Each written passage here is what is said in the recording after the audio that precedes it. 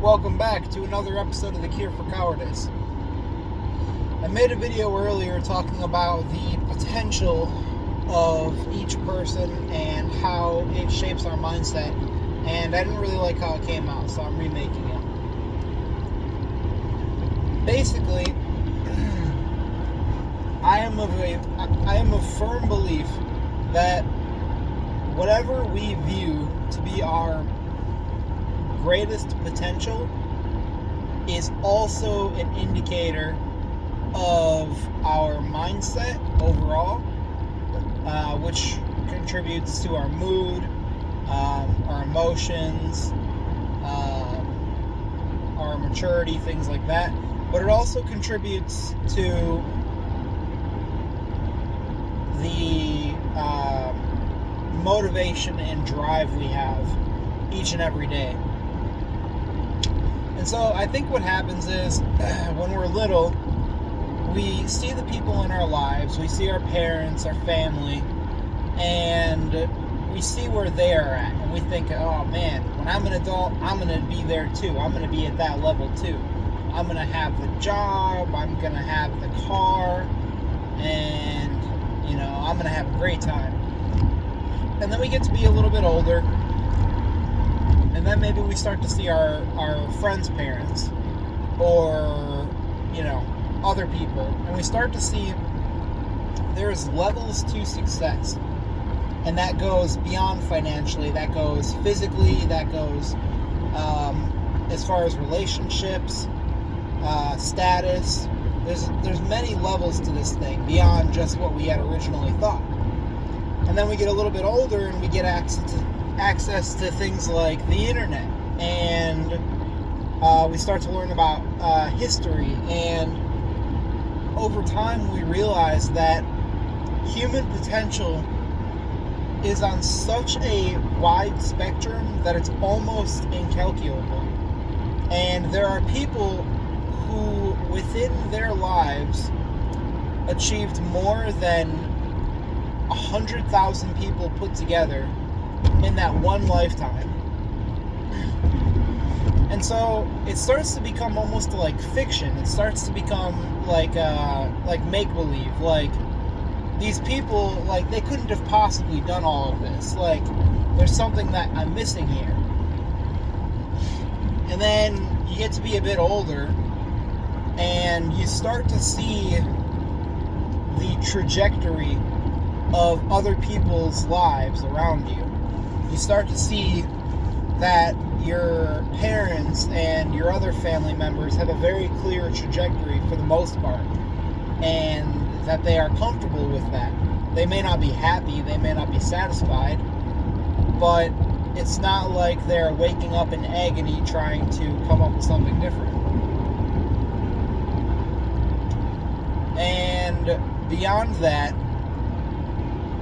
we start to see our own trajectory. We start to see what will happen if we continue on the paths that we are on. And all of this to say, most people do not imagine themselves to be capable of truly great things, because they look at the statistics and they say, well, statistically speaking, I have a greater chance of getting struck by lightning than I do of reaching the level of success that I want, or I have a greater chance of winning the lottery than I do of achieving this big dream that I had when I was a kid. And we start to look at these statistics, and it drains us of our ambitions and the potential that we didn't even consider when we were a kid starts to become very realized in our minds. And so slowly but surely, we lower our expectations. We become okay with the way that certain things are. And it's a very slow metamorphosis, but eventually we reach the same state that our parents and family members were in when we were kids. And it's very depressing to think about. And I saw all of this growing up, and I was so obsessed with finding a solution, with figuring out a better way to do things, that I was constantly doing research, trying to figure things out. And the truth is, there is no one answer. There is no right way to do things. The only thing that you can possibly do, which is quote unquote right, is to aim as high as you can possibly imagine the greatest extents of your beliefs, and then don't quit on the way there. Don't settle. That's the closest that I could possibly imagine to one true right answer. But everything else, it's improvisation. And I think I'm saying that right. It's improvising. You're figuring it out as you go. You're learning or you're winning. And a great way that I started to think about it was I believe in the idea of a multiverse. I believe in the idea that there is infinite timelines with infinite possibilities and infinite versions of myself that run parallel to one another. And so the question arises, well, which timeline am I in? Because I being my consciousness right now. And I am a firm believer that you are in the timeline that you believe that you are in.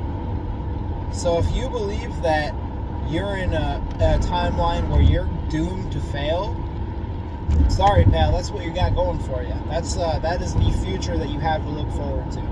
But if you believe that you can change that, and if you believe that everything that happened to you actually happened for you so that you can basically build on all of these lessons, all of this pain, all these events that you went through, and you can stack them up and lay them as foundation for the life that you want to live. And if you believe that you are in the timeline with the most potential, then I believe that that's the truth. And so I made a decision a long time ago that no matter what happened, I was on the timeline with the most possible potential for the person that I am. And I even gave it a name for the future version of myself. And basically,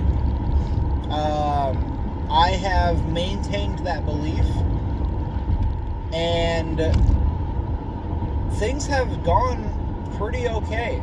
Like, a lot of things have been really fucked up. There's been a lot of subjectively bad things that have happened to me and to those around me, and even mistakes that I've made that have resulted in bad things for other people. But at the end of the day, I either win or I learn, and as long as I don't quit, I don't lose. And so, as long as I am aiming for the very tippy top, I either die before I get there, in which case I'm dead, who cares, or I get there. That's all it comes down to. And by approaching it from that direction, it gives me so much more hope and motivation and ambition than I possibly could ever have with any mental trick that I could come up with, or anything else. That is the single most powerful thing that I have ever done in order to move my life forward, is just believe that I am in the timeline with the most possible potential for my character.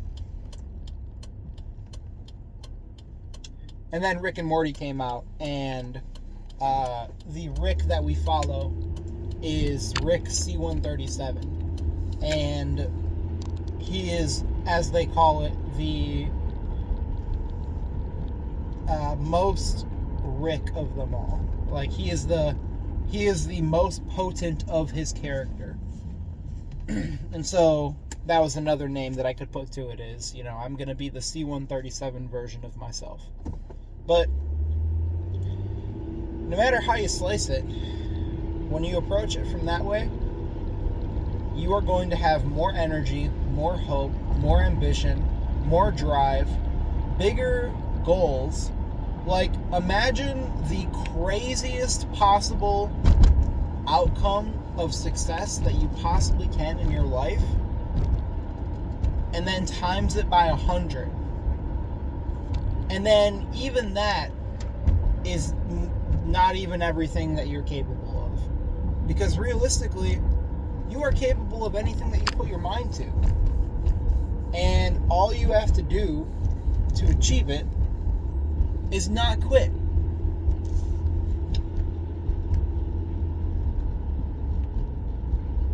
Sorry, I just flew past the cop. I had to make sure I wasn't about to get pulled over. I suppose I wasn't flying. I was only going about 5 over, but, you know, some cops care about that kind of thing. Anyways, all of this to say, however much potential you believe that you have in your life,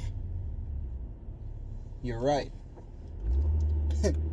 And if you want to change it and create a new belief with a new ceiling or no ceiling at all, then you're still right. It's like the quote, I don't remember who says it, but for some reason I want to say Thomas Jefferson. Anyways, he says, if you think you can or you think you can't, you're right. And that is the most powerful thing that I could possibly think of. Because at the end of the day, everything that we do originates in the mind. And there's no more powerful medicine, there's no more powerful motivation, cure, or just fuel in general than what we create in our minds for ourselves. So anyway, I think that's what I got for this one.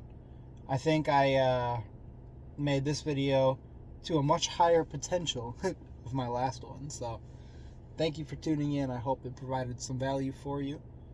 And I'll catch y'all on the flip side.